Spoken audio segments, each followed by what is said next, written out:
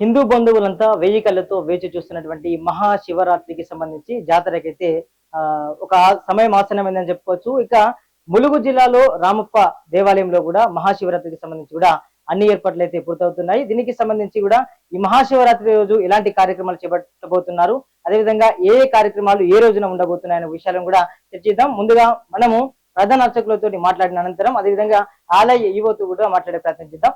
హిందూ బంధువులంతా వెయ్యి కళ్ళతో చూస్తున్నటువంటి మహాశివరాత్రి జాతరకు సంబంధించి సన్నద్ధమైంది. అదేవిధంగా ఈ యొక్క రామప్ప దేవాలయానికి కూడా భక్తులు కూడా పెద్ద ఎత్తున వచ్చే అవకాశం ఉంది. రామప్పలో ఈ యొక్క విశిష్టత ఎలా ఉంది, అదేవిధంగా ఈ ఆలయానికి సంబంధించి మహాశివరాత్రి కూడా ఎలా ఉండబోతుంది అనే విషయాన్ని కూడా మనం చర్చిద్దాం. మనతో పాటు రామప్ప ఆలయ ప్రధాన అర్చకులు హరీష్ శర్మ గారు ఉన్నారు, వారితో మాట్లాడదాం. నమస్కారం అండి.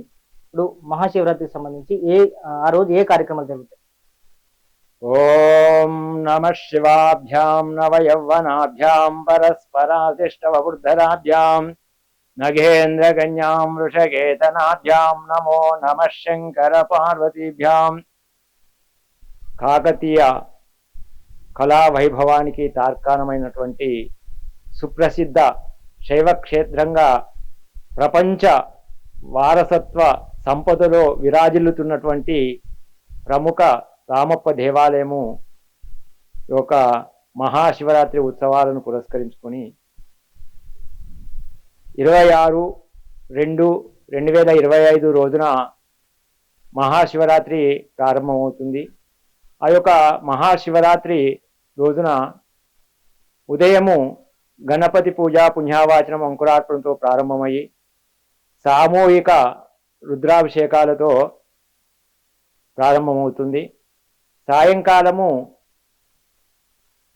అఖండ దీపారాధన, గణపతి పూజ, నవగ్రహారాధన, మంటపారాధన అయిన తర్వాత స్వామి రాత్రికి 10 గంటలకి స్వామివారి యొక్క కళ్యాణము అత్యంత వైభవంగా నిర్వహించబడుతుంది. తదనంతరము రాత్రి 12 గంటలకి లింగోద్భవ కాలంలో స్వామివారికి మహన్యాసపూర్వక రుద్రాభిషేకం చేయబడుతుంది. తదనంతరము 27/2/2025 రోజున ఒక గణపతి పూజ పుణ్యవాచనము సుప్రభాత సేవతో ప్రారంభమైనటువంటి రెండవ రోజు యొక్క కార్యక్రమాలు వీరభద్ర పల్లెరము, భద్రకాళి పూజ, దీపోత్సవము. రాత్రి 10 గంటలకి అగ్నిగుండ ప్రజ్వలన జరుగుతుంది. అదే రోజు తెల్లవారుజామున ఉదయము 4 గంటలకు అగ్నిగుండంలోకి వెళ్ళి నడుచుట జరుగుతుంది. మూడవ రోజు అంటే 28/2/2025 రోజున నాగబలి అనే కార్యక్రమము మరియు గెలుపు అనే కార్యక్రమం ఉంటుంది. అంటే ఈ యొక్క అగ్నిగుండములకు సంబంధించినటువంటి యొక్క చివరి ఘట్టంనే గెలుపు అంటాము. ఆ యొక్క గెలుపు కార్యక్రమంతో ఈ యొక్క మహాశివరాత్రి ఉత్సవాలు ముగిస్తాయి. ఈ యొక్క మహాశివరాత్రికి ఒక ఉమ్మడి వరంగల్ జిల్లానే కాకుండా వివిధ జిల్లాల నుండి కూడా అత్యంత ఎక్కువ శాతంలో భక్తులు ఈ యొక్క దేవాలయానికి వచ్చేస్తారు. ఈ యొక్క మహాశివరాత్రి సందర్భంగా వివిధ శాఖల సమన్వయంతో మా యొక్క దేవాదాయ ధర్మాదాయ శాఖ వారు వివిధమైనటువంటి భక్తులకు ఎలాంటి అసౌకర్యం కలగకుండా వైద్య ఆరోగ్య, విద్యుత్తు, క్యూ లైన్లు ఇవన్నీ కూడా ఎలాంటి భక్తులకు ఆటంకం జరగకుండా ఏర్పాటు చేయడం జరుగుతుంది. ముఖ్యంగా మహాశివరాత్రి రోజు ఏ సమయంలో భక్తుల తాకిడి ఎక్కువగా ఉండే అవకాశం ఉంది? ఉదయం నుండి కూడా ఎక్కువ శాతంగా అభిషేకాలకు వస్తుంటారు.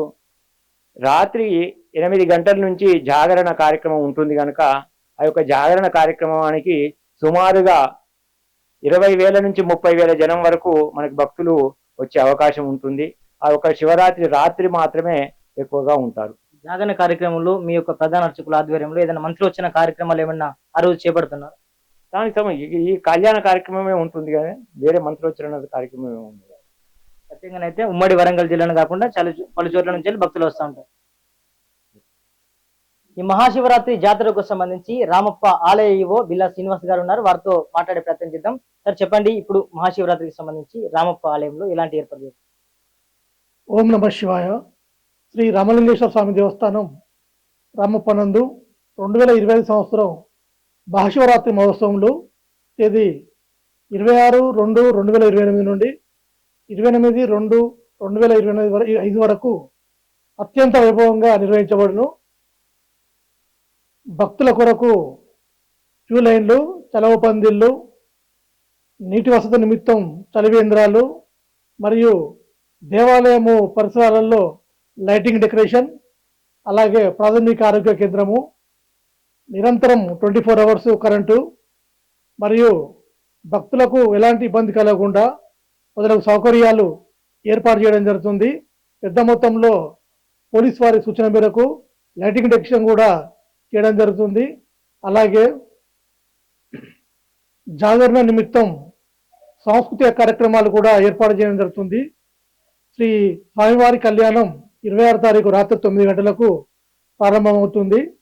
శ్రీ స్వామివారి కళ్యాణము తదుపరి 12 గంటలకు లింగోద్భవ కాలం ఉంటుంది మరియు సాంస్కృతిక కార్యక్రమాలు కూడా నిర్వహించబడతాయి. గౌరవ ములుగు జిల్లా కలెక్టర్ గారి సూచన మేరకు కోఆర్డినేషన్ మీటింగ్ కూడా జరిగినది. వివిధ శాఖల వారు కూడా వారి యొక్క సహకారాలు అందించడం జరుగుతుంది. అన్ని శాఖల సమన్వయంతో భక్తులకు ఎలాంటి ఇబ్బందులు కలగకుండా సకల సౌకర్యాలు ఏర్పాటు చేయడం జరుగుతుంది. ఆర్టీసీ సౌకర్యం కూడా ములుగు నుండి, భూపాలపల్లి నుండి, హన్మకొండ నుండి కూడా ప్రత్యేక బస్సులు నడుపుటకు లేఖలు కూడా రాయడం జరిగింది. కావున భక్తులు అధిక సంఖ్యలో పాల్గొని శ్రీ స్వామివారి కృపకు పాత్రులు కాగలని కోరుచున్నాం. ముఖ్యంగా మహాశివరాత్రికి సంబంధించి ఎంతమంది భక్తులు వచ్చే అవకాశం ఉంది? పోయిన సంవత్సరం ఎలా ఉంది, ఇప్పుడు ఎలా ఉంది? గత సంవత్సరము 20,000, 20,000 వరకు వచ్చారు. ఈ సంవత్సరం సుమారుగా 50,000 మంది భక్తులు వస్తారని అంచనా వేయడం జరిగింది. అలాగే జాగరణ భక్తుల కొరకు సాంస్కృతిక కార్యక్రమాలు రాత్రి 10 గంటల నుండి తెల్లవారుజామున కూడా నిర్వహించబడతాయి. ఇట్టి సాంస్కృతిక కార్యక్రమంలో భాషా సంస్కృతి తరపున, జిల్లా సమాచార శాఖ తరపున మరియు ప్రైవేటు వారు కూడా క్లాసికల్, కూచిపూడి, భక్తి గీతాలు లాంటివి కూడా చేయడానికి ముందుకు వస్తున్నారు. వాళ్ళందరినీ కోఆర్డినేట్ చేసి భక్తులకు ఆహ్లాదకరంగా ఉండటకు సాంస్కృతిక కార్యక్రమాలు ఏర్పాటు చేయడం జరుగుతుంది. ప్రపంచ వారసత్వం పొందినటువంటి ఈ రామప్ప దేవాలయంలో మీరు ఒక ఈవోగా బాధ్యతలు స్వీకరించడం, వాటిని నిర్వర్తించడం పట్ల మీరు ఎలా ఫీల్ అవుతుంది? చాలా సంతోషంగా ఫీల్ అవుతున్నాం. ప్రముఖ క్షేత్రమైన ఈ రామప్ప యునెస్కో కావడం, ఇందులో ఈ దేవస్థానానికి నేను ఈవోగా పనిచేయడం పూర్వజన్మ సుకృతంగా భావిస్తున్నాను. సో ఇది ఇక్కడ పరిస్థితి. ఇక మహాశివరాత్రికి సంబంధించి పోయిన సంవత్సరం కన్నా ఈ సంవత్సరాన్ని కూడా అనేక రకాలుగా వేల మంది కూడా భక్తులు రాబోతున్నారని, అదేవిధంగా మహాశివరాత్రికి సంబంధించి ఒక్కొక్క రోజు ఒక్కొక్క ప్రత్యేకత ఉందని కూడా ఇప్పుడు ప్రధాన అర్చకులు, అదేవిధంగా ఆలయ ఈవో బిల్లా శ్రీనివాస్ గారు అయితే చెప్పడం జరిగింది.